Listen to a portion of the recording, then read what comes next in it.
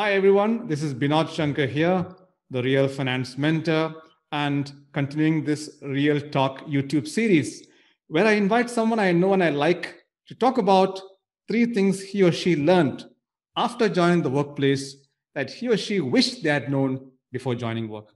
Today, I have with me John Opondo. John is originally from Kenya. And although right now he's in the Big Apple, New York City, right? I wish I was there. And we haven't met each other, but we have connected on LinkedIn many years ago, and we kept in touch and engaged quite well, I thought. Hence, I invited John to talk about his experience. So over to you, John. Hi, Binod. Yeah, so I'm just going to introduce myself. So my name is John Opondo. I work in audit, primarily in the audit of financial services organizations. I've been in this industry for about 6 years now. I'm currently, in Deloitte, US, as Binod has mentioned. My background is in actuarial science, which is what I studied for my undergraduate. I'm a CPA as well. And other than that, I'm also as a TFA candidate. I'm hoping to sit for my level 3 exams in June this year. And my interest, other than accounting, my interests are in finance, investments, as well as data analysis and how that is important in making decisions at the workplace. So the three tips, what do you have for us? Also, the first one, and I'd say the most important one for me, was the importance of building relationships. Right? So that is something that I've come to learn, is something that you have to be really intentional about and go out of your way to learn about people, know about their interests, their likes, and that does not only apply to your superiors, but your peers and also people that work below you or people that you supervise. Right. So when you build relationships with people, I think an important aspect is being able to demonstrate value to them, right? Add value to them in a way that, and not in a transactional way where you'd expect something in return, right? But just give something. And I've always found that people are always willing to go out of their way to help someone that they believe that helps them in one way or another. Right? So and a key important aspect of it is also just being kind to people, right? Be friendly when you're talking to them and read emotions. When people are down, be there to be kind to them in that way. And when they're celebrating their wins, celebrate with them, and they'll reciprocate the same to you as well, right? And another key aspect of relationships is building trust, and you build trust by being consistent, being reliable, the work that you deliver, being a person of your word. When the people around you trust you, they're able to go out of their way to defend you or to want you around them, and that really works for you in terms of your growth, right, for your career. So that I'd say is the first point, or the first lesson that I've learned. Going on to the second one, I'd say curiosity is also really important. And then curiosity, I look at it as a personal choice, right? You have to be curious about things other than just your daily job description, right? You have to be curious about trends. You have to be curious about learning new skills, right? You have to be curious about people around you, what intrigues them, what fascinates them.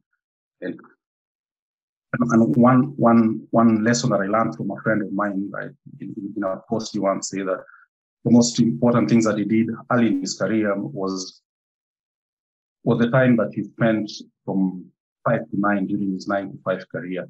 And I believe that is important because that's the time outside your work time, when you can be able to work on things that you're passionate about, things that you're curious about, and that could be anything. That could be public speaking, that could be improving your proficiency in Excel, learning about new technologies and trends like data science and things like that. So anything that fascinates you, look at the future, look at where your industry is heading, and just try to learn about things that may not be a requirement for you to know right now, but in future will come really in handy for you.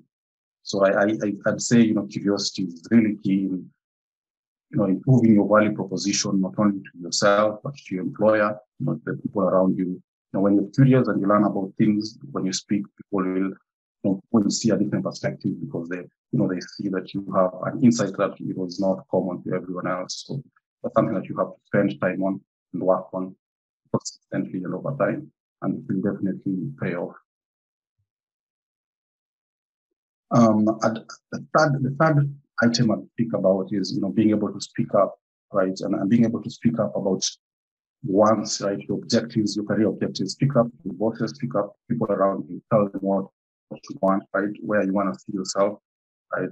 And what I've learned is, in the work environment, no one is gonna be, or speak up for you more than you speak up for yourself, right. You're your best salesperson, right. And same as for a company, when a company comes up with a product, right, just sitting on the product without selling it to the market or to the consumer and making the consumer understand why they need the product, the company has no value, right? So the company not only has to have a great product, but it also has to go out in the market, convince the customer what the value proposition is. And that's the same thing for your career, right?